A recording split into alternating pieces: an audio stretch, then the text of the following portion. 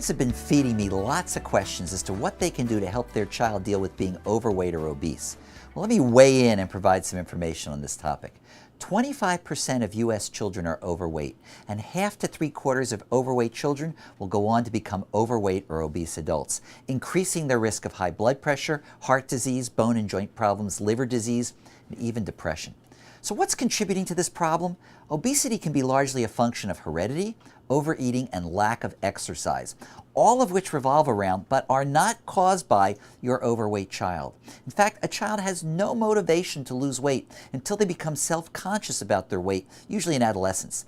Therefore, the focus should be on the family of the overweight child and the role the family can play in preventing excess weight gain while maintaining a child's healthy growth, and I've got a few suggestions that can help.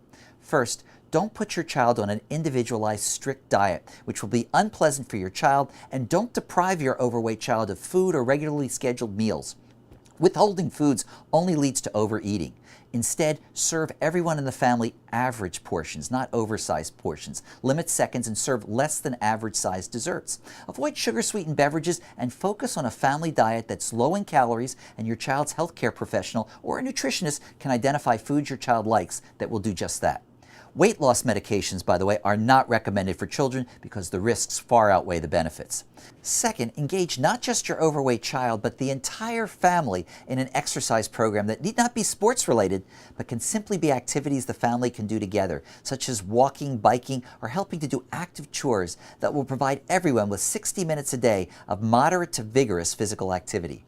Reducing the amount of recreational TV or internet time to less than 2 hours a day, well, that will also help to encourage more physical activity and less snacking.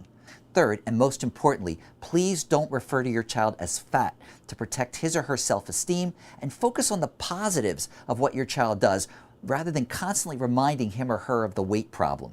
Feeling good about oneself may be that motivation needed for your overweight child to want to start to work on not putting on those excess pounds. Hopefully, tips like these will give you something to chew on and reduce your concerns the next time you're worried about your child gaining too much weight. This is pediatrician Dr. Lewis First from the University of Vermont Children's Hospital, reminding you to always be first with your kids.